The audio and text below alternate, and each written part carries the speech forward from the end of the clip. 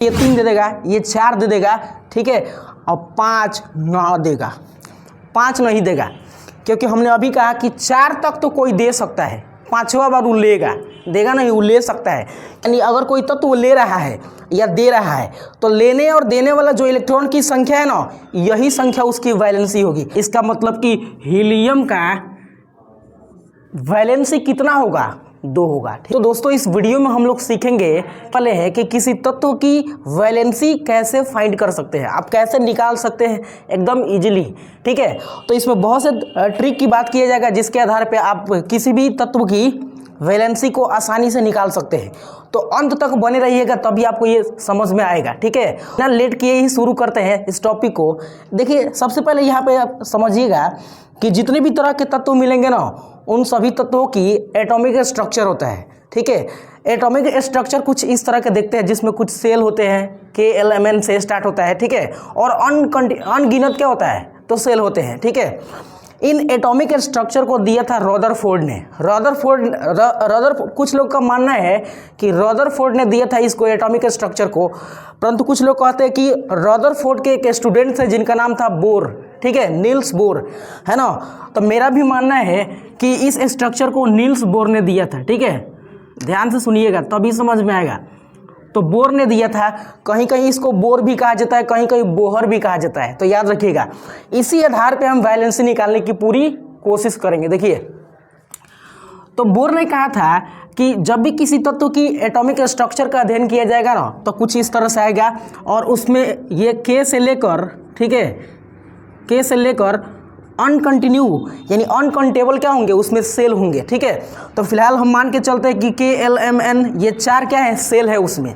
किसी परमाणु, किसी तत्व का ये क्या है, परमाणु है या एटम है। हमने क्या किया था कि एक फॉर्मूला दिया था जिसके आधार पे हम किसी तत्व की इलेक्ट्रॉनों के संख्या को, यानी किसी तत्व में कितने इलेक्ट्रॉन हैं उनकी संख्या को उस सेल में सजाया जाता है, ठीक है। यानी किस सेल में तत्व की संख्या कितनी रहेगी उन्होंने एक फार्मूला के थ्रू बताया था। उस फार्मूला का नाम है 2n²। क्या नाम है, 2n²। तो इसी 2n² की सहायता से हम सेलों में रखे जाने वाले इलेक्ट्रॉनों की संख्या का पता लगाते हैं। तो आइए शुरू करते हैं। देखिए ये पहला सेल है, दूसरा, तीसरा, चौथा, यानी इस एटम में कुल 4 सेलों की संख्या दिख रही है। तो पहले सेल यानी 1, ये 2 हो गया, और ये 3 हो गया, ये 4 हो गया, ठीक है। यहाँ पे देखिएगा अब जब भी इसमें इलेक्ट्रॉनों की संख्या रखी जाएगी तो केवल इस सूत्र की सहायता से निकाल कर ही रखा जाएगा। चलिए पहला हम निकालते हैं। तो पहले अगर निकालेंगे तो n के जगह पर 1 रखेंगे तो 1 का स्क्वायर 1, 2 1 जा 2 हो जाएगा। यानी पहला जो सेल है ना, इस सेल में इलेक्ट्रॉनों की संख्या 2 रखी जाएगी। तो दूसरा का अगर निकाला जाए तो 2 रखा जाएगा n के जगह पर, तो 2 दूना 4, 4 दूना 8 हो जाएगा। यानी दूसरा में कितना रखा जाएगा, तो 8। तीसरा निकालेंगे तो 3 त्रिका 9, 9 दूना 18, यानी 18 हो जाएगा तीसरे इलेक्ट्रॉनों की संख्या, ठीक है, तीसरे सेल में। अगर हम चौथा का निकाले तो 4 चौका 16, 16 दूना 32, कितना हो जाएगा, 32। मतलब 2, 8, 18, 32 के क्रम में इलेक्ट्रॉनों की संख्या को इस एटम में व्यवस्थित किया जाएगा, ठीक है। यही एक सीक्वेंस ने बताया था बोर ने, नील्स बोर ने। तो इसी के आधार पर आज हम वैलेंसी को भी सीखेंगे, ठीक है। बहुत लोग कहते हैं कि वैलेंसी जो संख्या है ना, ये 72 सेल में इलेक्ट्रॉनों की संख्या है। यानी किसी परमाणु के सबसे बाहरी सेल जो है ना, बाहरी सेल, सबसे बाहर सेल मान लेते हैं, यहाँ n है, तो इसमें जितनी संख्या होगी ना वही उसकी वैलेंसी होगी, जबकि ऐसा कुछ है नहीं। तो अब अगर हम संयोजकता की बात करें तो संयोजकता का मतलब क्या होता है, ध्यान से देखिएगा। अब यहाँ पे जितने भी तत्व आपको दिख रहे हैं ना, इन सभी तत्वों को हमने 2n² की सहायता से उनके परमाणु क्रमांक के बेस पर, यानी परमाणु संख्या के आधार पर 2n² द्वारा इलेक्ट्रॉनों की संख्या टोटल निकाल कर यहाँ पे लिख दिया है। हमने बताया आपको कि पहले कक्षा में यानी पहले सेल में अधिकतम इलेक्ट्रॉन कितना होंगे, तो 2 होंगे, है ना। दूसरे कक्षा में अधिकतम इलेक्ट्रॉन कितने होंगे, तो 8। तीसरे सेल में अधिकतम इलेक्ट्रॉन कितने होंगे, 18। इससे कम भी हो सकते हैं लेकिन ज़्यादा नहीं। यानी पहले कक्षा में 2 हो सकता है, नहीं तो 1 होगा, इससे ज़्यादा नहीं। अगर इससे ज़्यादा आएगा तो वो दूसरे कक्षा में चला जाएगा, दूसरे सेल में चला जाएगा। इसमें 2, 3 हो जाएगा, 4, 5, 6, 7 तक हो जाएगा, 8 भी हो जाएगा। अब जैसे 9 आएगा ना, तो 9 इस कक्षा में नहीं, अगली कक्षा में ये चला जाएगा, यानी 18 वाला में। तो 18 अधिकतम हो गया, इससे कम हो सकता है। अब यहाँ ध्यान से देखिएगा, हाइड्रोजन का परमाणु क्रमांक कितना होता है? 1 होता है। तो इसका तो 1 है, इसका मतलब कि पहले ही सेल में है, यानी पहले ही K में है, ठीक है। दूसरा की अगर बात करें तो दूसरा भी पहले ही सेल में है ना। यहाँ पे देखिएगा दूसरा, यहाँ पे दूसरा देखिएगा, दूसरा किस में है? दूसरा ही में है ना। उसके बाद अगर हम तीसरी की बात करें तो तीसरा में देखिएगा, तीसरा में 3 क्या है? इलेक्ट्रॉन है, 3 है ना। तो 2 था तो 2 होगा तो पहला हो जाएगा, ठीक है। और 2 से ज़्यादा है यानी 3 है, तो इसका मतलब कि ये दूसरे कक्षा में इसके इलेक्ट्रॉन होंगे, ठीक है। ये देखिएगा यहाँ पे 2 तो हिले है, 2 के साथ कितना है? 4 है, इसका मतलब कि ये भी दूसरा में ही होगा, है ना। या देखिए 6 है तो ये भी दूसरा में होगा। यहाँ देखिए 7 है तो ये भी दूसरा में होगा। ये 8 है तो ये भी दूसरा में ही होगा, क्योंकि 8 तक तो लिमिट है इसका, 8 तक लिमिट है कि 8 इलेक्ट्रॉन होंगे, तो ये दूसरे ही कक्षा में होगा, यानी दूसरे ही सेल में होगा। ये भी देखिएगा तो फ्लोरीन भी कितना है? 7 को 2 9 गो, तो ये आ गया आपका कितना? देखिए 9 है, 9 इसका मतलब कि 8 को क्रॉस कर गया है, तो ये किस में चला जाएगा? तो ये भी 9 को क्रॉस कर गया तो तीसरा में चला जाएगा, ठीक है। ध्यान से देखिएगा। उसके बाद ये देखिएगा तो 2 8 है तो 10 हो जाएगा, इसका मतलब कि 8 को क्रॉस कर गया है तो तीसरे कक्षा में होगा, तीसरे सेल में होगा, है ना। उसी तरह से ये भी समझ सकते हैं कि 2 8 10 1 11 ये भी तीसरे सेल में ही है, क्योंकि 8 को क्रॉस कर गया है, ठीक है। तो इसी तरह से हमने सबको यहाँ पर लिख दिया है, समझ रहे हैं। अब थोड़ा इसको देखते हैं कि ये किस सेल में होगा।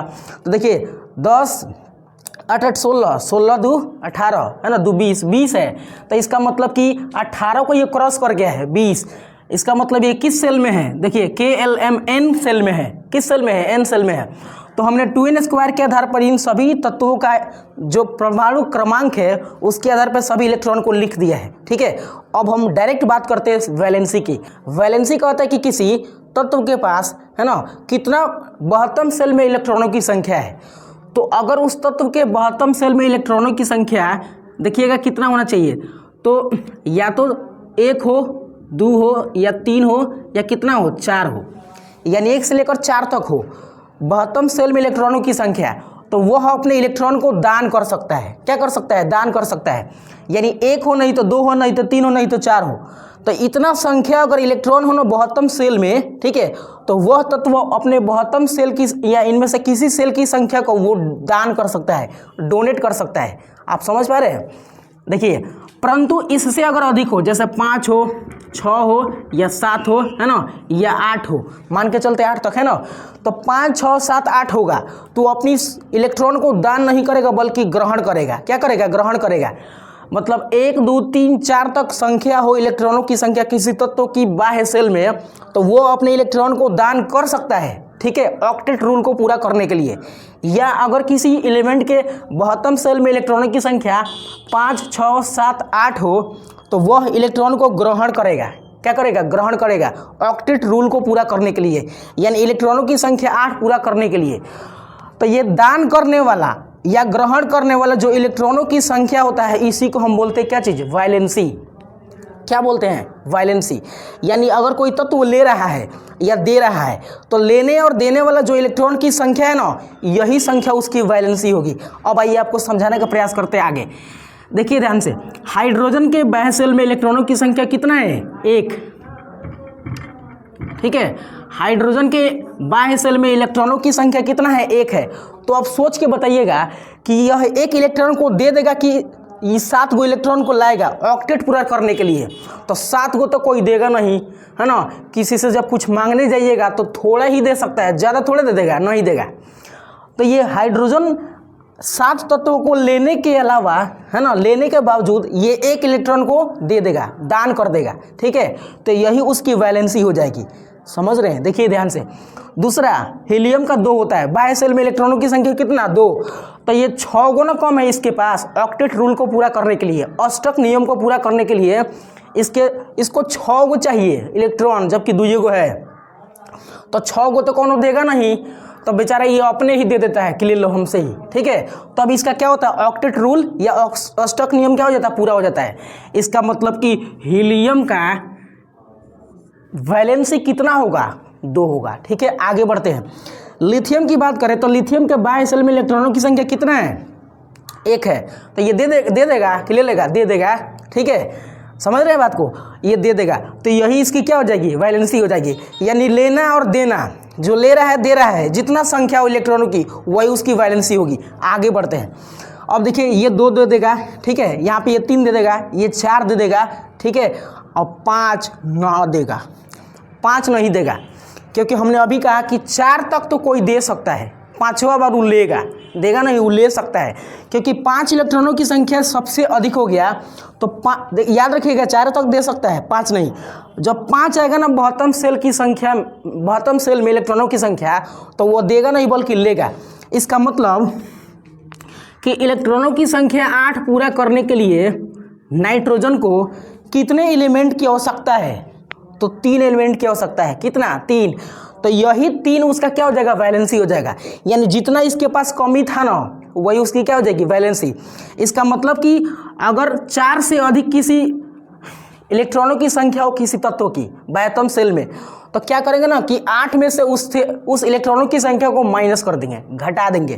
तो 8 में से हम 5 घटा देंगे, कितना आएगा? 3 हो जाएगा। यानी नाइट्रोजनवा के लास्ट में एटम सेल में इलेक्ट्रॉनों की संख्या जो संयोजकता कहलाएगी कितना होगा? 3 होगा। है तो 5, लेकिन ऑक्टेट रूल को कंप्लीट करना है, इसलिए उसका वैलेंसी कितना होगा? 3 होगा। अब आते हैं यहाँ, इसको कितनी आवश्यकता है ऑक्टेट रूल को पूरा करने के लिए? 2। तो इसकी वैलेंसी कितना हो जाएगा? 2। अब देखिए इसको कितनी आवश्यकता है ऑक्टेट रूल को पूरा करने के लिए? 1। तो इसकी वैलेंसी हो जाएगा 1। इसको कितना चाहिए ऑक्टेट रूल को पूरा करने के लिए? देखिए ध्यान से, 0, कुछ नहीं चाहिए, 0। इसका मतलब कि नियॉन की वैलेंसी कितनी हो जाएगी? 0।